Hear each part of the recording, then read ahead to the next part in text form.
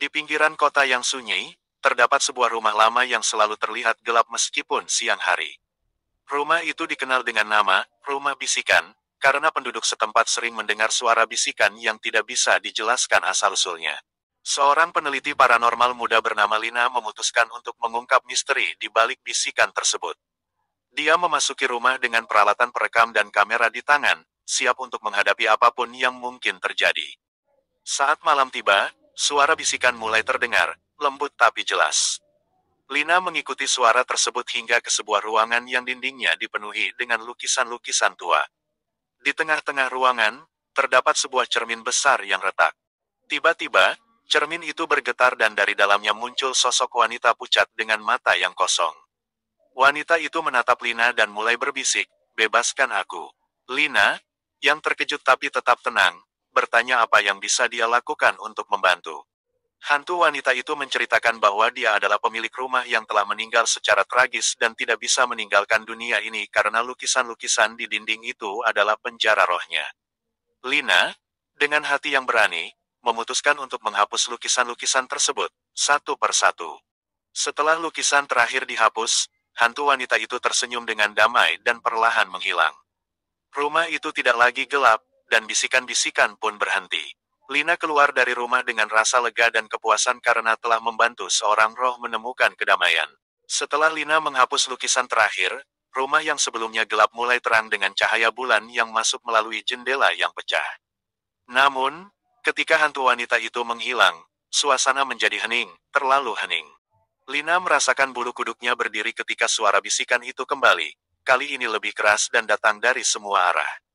Cermin yang retak itu kembali bergetar, dan dari dalamnya, bukan hanya satu, tapi banyak sosok hantu wanita yang sama muncul, seolah-olah cermin itu adalah portal ke dunia lain. Lina mundur, hatinya berdebar kencang. Dia menyadari bahwa dengan menghapus lukisan-lukisan itu, dia telah membebaskan bukan hanya satu, tapi sekumpulan roh yang terperangkap. Rumah itu bergema dengan suara bisikan yang tidak lagi lembut, tapi sekarang terdengar marah dan menuntut. Dengan cepat, Lina mengambil kamera dan peralatan perekamnya, mencoba untuk menemukan bukti fenomena ini. Namun, peralatannya tidak berfungsi, layar kamera menjadi hitam, dan perekam suara hanya mengeluarkan desis statis. Dia menyadari satu-satunya cara untuk menenangkan roh-roh itu adalah dengan mengembalikan lukisan-lukisan ke dinding. Dengan tangan yang gemetar, Lina mulai melukis kembali gambar-gambar yang telah dia hapus, berharap ini akan menutup portal dan mengembalikan kedamaian. Ketika lukisan terakhir selesai, roh-roh itu perlahan menghilang kembali ke dalam cermin, dan rumah itu kembali sunyi. Lina, dengan napas yang terengah-engah, duduk di lantai, merenungkan pengalamannya yang menakutkan tapi mengagumkan. Setelah kejadian menegangkan dengan roh-roh yang marah, Lina mulai menyelidiki asal-usul lukisan-lukisan yang menjadi kunci misteri rumah tersebut. Dia menemukan sebuah ruang tersembunyi di balik dinding ruangan utama, penuh dengan buku-buku tua dan catatan-catatan yang rapuh. Catatan-catatan itu ditulis oleh seorang seniman yang hidup di era Victoria, yang mengaku bisa berkomunikasi dengan alam baka. Seniman itu menciptakan lukisan-lukisan tersebut sebagai portal untuk roh-roh yang tidak tenang, memberi mereka kesempatan untuk berkomunikasi dengan dunia nyata. Namun, seniman itu tidak menyadari bahwa dia juga menciptakan penjara bagi roh-roh tersebut.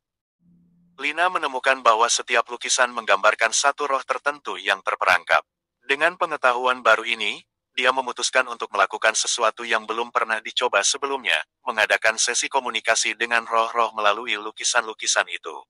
Malam itu, dengan lilin-lilin yang menyala dan catatan-catatan seniman di tangannya, Lina memulai ritual untuk berkomunikasi dengan roh-roh. Satu persatu, roh-roh muncul dari lukisan, menceritakan kisah mereka yang tragis dan permintaan terakhir mereka sebelum bisa beristirahat dengan damai. Misteri lukisan-lukisan itu akhirnya terungkap, dan Lina berhasil membantu setiap roh menemukan kedamaian. Rumah itu tidak lagi dikenal sebagai rumah bisikan, tapi sekarang menjadi tempat yang dihormati sebagai rumah kenangan, di mana roh-roh diberi penghormatan yang layak.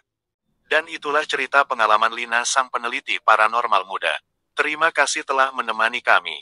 Jangan lupa untuk like, subscribe, dan nyalakan lonceng notifikasi agar tidak ketinggalan cerita-cerita seru berikutnya. Sampai jumpa di video berikutnya, dan selalu ingat, setiap momen adalah sebuah cerita.